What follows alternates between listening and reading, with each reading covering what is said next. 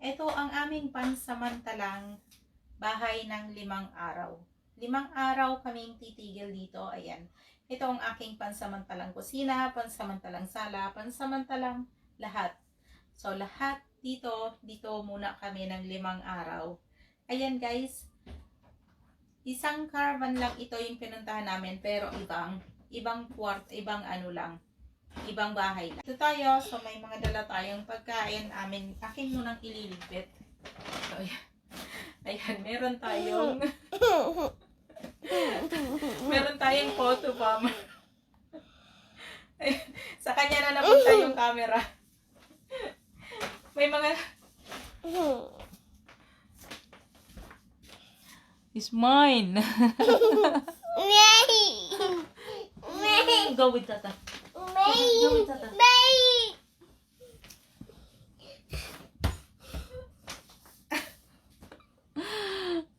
Mama. Nakuha niya na yung face tracking. Samantalang kusina. So, ayusin muna natin yung aming mga binili. Pero hindi pa kami nakabili ng aming mga pagkain sa loob ng ng 5 araw dahil may pasok kasi si partner. So, dinala lang niya kami rito at umalis na din. Pumunta siya sa trabaho. So, ayan. Ligpitin muna natin. Meron na tayong dalang dishwashing. Pero alam ko meron ditong libre. Kaya lang, maliit lang ito siya. Ito yung kanilang welcome pack. So, ito ang kanilang welcome pack. May laman itong basahan. Ayan, basurahan. Sponge at saka dishwashing. So, meron na rin tayong pansamantalang magagamit habang tayo ay kung hindi pa nakabili. Ayan, pero may dala na rin kami. Kasi nga, dati na rin kami nagpunta rito sa ibang kwarto nga lang or sa ibang bahay lang. So, bumili na kami ng prutas. Ayan, dahil kailangan namin ng asukal. At may dala na rin kami kape. So, ang kagandahan guys, pag nagka-caravan ka is sa iyo ang, kumbaga, feeling mo na sa bahay ka lang. Diba? Ayan, kung makikita natin, ang kusina is natural lang. Parang kusina din natin sa bahay. Yung fridge, dahil wala pa nga tayong biniling pagkain. So, ito ay mga dala ko. Ito ay mga dala ko galing sa fridge namin sa bahay.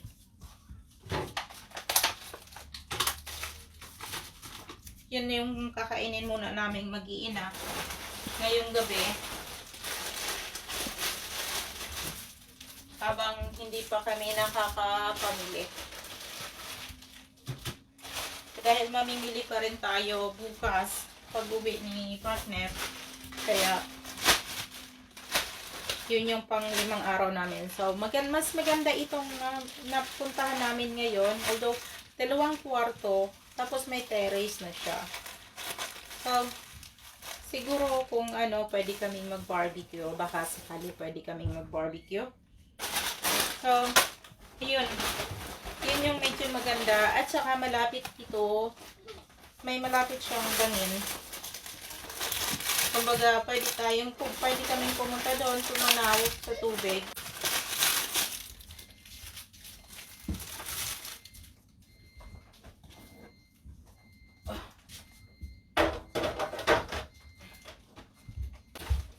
So, dahil malayo yung biyahe namin kanina, may mga baon na din kami mga chichirya, biscuit.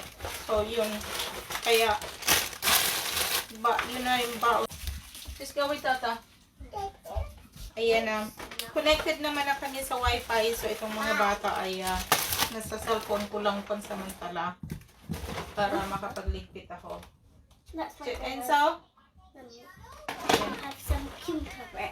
You want cucumber? Okay, this way. Balik dito rito dahil pwede nating baunin pag kami lalabas. So. Dahil tayo ay, yan ang libreng ko gamitin dito. Walang tuwalya at saka kailangan natin ng kitchen towel. Yun, magdala talaga tayo ng kitchen towel para may magamit pagdating dito. Or depende na din sa'yo kung gusto mo lang bumili. Meron naman ditong malapit na grocery. Siguro mga 10 minutes drive, 13 minutes drive ata. Parang ganun lang. Malapit lang siya. So, ito mga naka-ready na rin tayo ng mga pagkain na maaari nating magamit habang hindi pa tayo nakakapamili.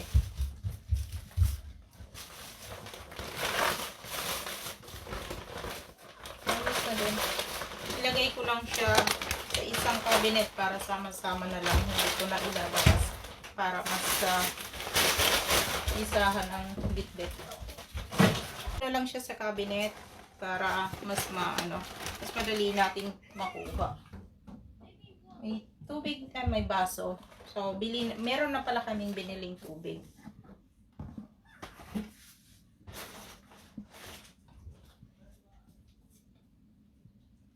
Makakapagluto ka dito naman ng mga gusto mong ng mga gusto mo talaga. Pero siyempre, hindi talaga sa akin nawawala ang